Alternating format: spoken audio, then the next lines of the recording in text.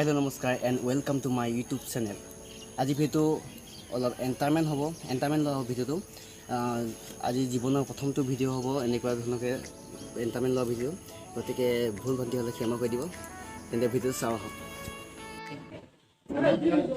মই Tapan Kumar Bhuyan north east YouTube চেনেললৈ আজি মাকুম অঞ্চলৰ ছাত্ৰ সন্থাৰ প্ৰাক্তন সভাপতি কেইটামান মোৰ স্থানীয় তৰফৰ পৰা প্ৰশ্ন আছিল।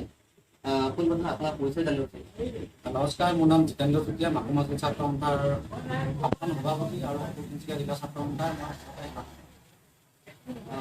মোৰ প্ৰশ্ন আছিল, আজি মাকুম অঞ্চলৰ ছাত্ৰ সন্থাই আজিলৈকে মাকুম অঞ্চলৰ ৰাইজৰ বাবে কি কাম কৰিলে?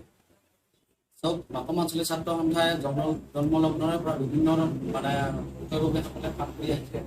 বিগত মই জিতেন্দ্ৰ চুতীয়া হিচাপে সভাপতি হিচাপে মই 5 বছৰ কাৰ্যকাল মই মাকুম অঞ্চলৰ বিভিন্ন সমস্যাৰ আদিৰ ওপৰত পাঠ পাতি আহিছোঁ।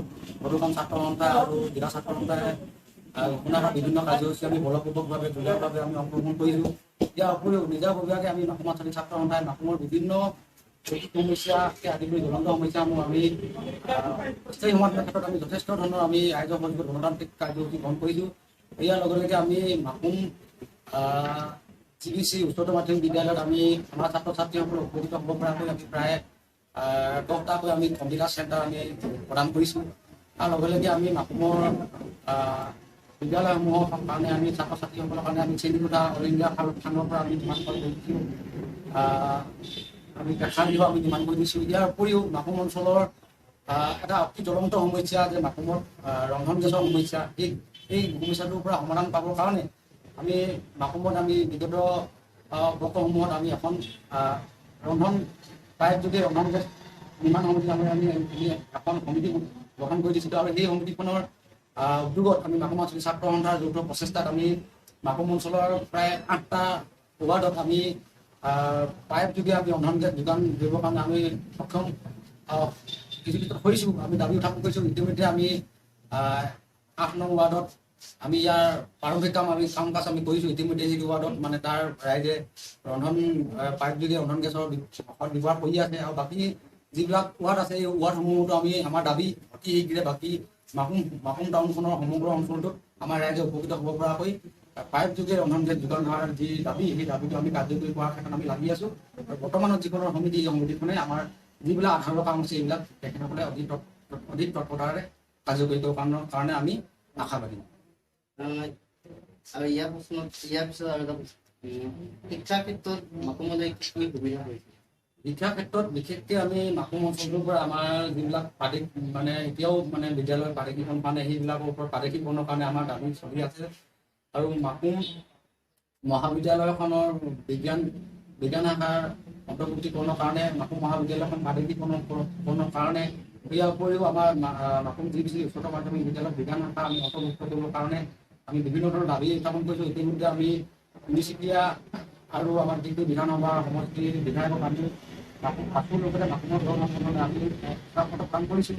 ইয়াৰ লগে লগে আমি এই বিধায়ক দুজনৰ জৰিয়তে আমি অসমৰ মুখ্যমন্ত্ৰী আৰু শিক্ষামন্ত্ৰীৰ জৰিয়তে আমি অতি শীঘ্ৰে মাকুমৰ যি শৈক্ষিক সমস্যা যে মাকুম কলেজ মহাবিদ্যালয়কৰণ আৰু আমাৰ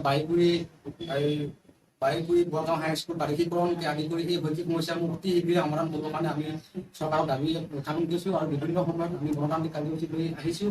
আৰু বৰ্তমানেও আমাৰ নৱাগত সমিতিখনে এই বিদ্যালয়সমূহ প্ৰাদেশিকৰণ আৰু শৈক্ষিক যিবিলাক সমস্যা আছে আমাৰ ছাত্ৰ ছাত্ৰীসকলৰ যিবিলাক ছিটৰ সমস্যা আছে এইবিলাক সমস্যা সমাধানৰ ক্ষেত্ৰত আমাৰ নতুনকৈ গঠন কৰি দিয়া সমিতিখনে অধিক শক্তিশালীভাৱে পৰৱৰ্তী সময়ত ৰাইজৰ সহযোগত গণতান্ত্ৰিক কাৰ্যসূচীৰ জৰিয়তে এই সমস্যাবিলাক সমাধান কৰাৰ ক্ষেত্ৰত তেখেতসকলে অতিকৈ লাগিব। ইয়াৰ পিছত প্ৰশ্ন হৈছে, খেলাধূলাৰ বাবে এটা ষ্টেডিয়াম নাই, বিভিন্ন সাংস্কৃতিক অনুষ্ঠানৰ বাবে এটা ভাল প্ৰেক্ষাগৃহ নাই, তাৰ বাবে কিবা নতুন নিশ্চয়কৈ লাগিব। আমি এইটো পূৰ্বৰ আমাৰ দাবী চন্দ্ৰত আছে যে আমি আমাৰ খেলুৱৈসকলৰ কাৰণে যথেষ্ট অসুবিধা, আমাৰ বিভিন্ন সাংস্কৃতিক কেন্দ্ৰ নাই। গতিকে আমি চৰকাৰৰ লগতে আমি এইবিলাক দাবী কৰি অহা হৈছে আৰু সম্ভৱতো বৰ্তমানলৈকে কাৰ্যকৰী উঠা নাই। কিন্তু পৰৱৰ্তী সময়ত আমাৰ যিখন শক্তিশালী আমি যিখন কমিটি বৰ্তমান পৰৱৰ্তী সময়ত মাকুম অঞ্চলৰ যিবিলাক মানে সাংস্কৃতিক সমস্যা, যিবিলাক শৈক্ষিক সমস্যা, যিবিলাক ক্ৰীড়াৰ সমস্যা আছে, ক্ৰীড়াৰ ক্ষেত্ৰত নতুনকৈ এখন ভাল ষ্টেডিয়াম গঠন কৰি দিয়া আমাৰ খেলুৱৈসকলক মানে সুবিধা কৰি দিবৰ কাৰণে আৰু এটা সাংস্কৃতিক কেন্দ্ৰ গঠন কৰিবৰ কাৰণে অইল ইণ্ডিয়াকে আদি কৰি বিভাগীয় কৰ্তৃপক্ষসকলক দাবী দাৱাৰ জৰিয়তে অধিক শক্তিশালীভাৱে ব্যৱস্থা গ্ৰহণ কৰিবৰ কাৰণে আমি উঠিবই লাগিম বা এই ক্ষেত্ৰত আমাৰ নতুন সমিতিখনে এই ক্ষেত্ৰত যথেষ্ট অধিক আগ্ৰহেৰে আগবাঢ়ি যাব।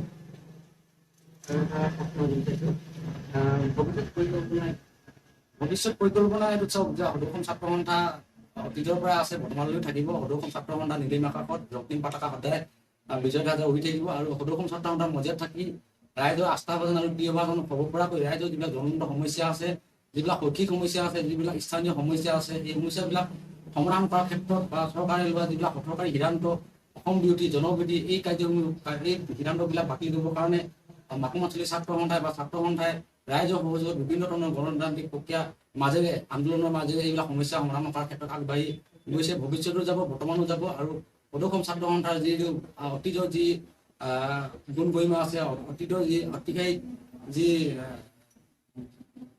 সন্মান আছে, এই সন্মান যাতে কোনো ক্ষেত্ৰত সদৌসম ছাত্ৰ সন্থাৰ যি মানে কেতিয়াও মানে অপূৰ্ণ কেতিয়াও সন্মান লাভৱ নহয়। আৰু সদৌসম ছাত্ৰ সন্থা থাকি আমাৰ ছাত্ৰ সন্থাৰ বিষয়ববীয়াসকলে সদৌসম ছাত্ৰ সন্থা সদায় ৰাইজৰ এটা আস্থাভাজন সংগঠন হিচাপে, ৰাইজৰ জনপ্ৰিয় সংগঠন হিচাপে ছাত্ৰ ছাত্ৰীসকলৰ শৈক্ষিক সমস্যা সমাধান কৰাৰ ক্ষেত্ৰত ৰাইজক বিভিন্ন ধৰণৰ একগোট কৰি এই সমস্যাবিলাক সমাধান কৰাৰ কাৰণে আমাৰ সদৌসম ছাত্ৰ সন্থাৰ বদ্ধপৰিকৰ আৰু এনেকুৱা ধৰণৰ ৰাইজৰ বিভিন্ন ধৰণৰ ৰাইজৰ দিহা পৰামৰ্শ লৈ সদৌসম ছাত্ৰ সন্থাৰ কাম কাজবিলাক কৰি দিব আৰু আমাৰ ছাত্ৰ সন্থাৰ বদ্ধপৰিকৰ আৰু আপোনাক সিমানখিনি সময় দিয়াৰ বাবে অশেষ ধন্যবাদ। আৰু আজি ভিডিঅ'টো ইয়াতে সামৰণি মাৰিছোঁ। ভিডিঅ' ভাল লাগিল তেন্তে লাইক কৰিব, কমেণ্ট কৰিব, শ্বেয়াৰ কৰিব। যদি ইউটিউবত চাইছে তেন্তে ছাবস্ক্ৰাইব কৰিব। যদি ফেচবুকত চাইছে তেন্তে পেজটো ফ'ল' কৰিবলৈ একেবাৰে নাপাহৰিব। ধন্যবাদ। জয় অসম। আৰু ইয়াৰ পিছৰ ভিতৰত আকৌ লগ পাম।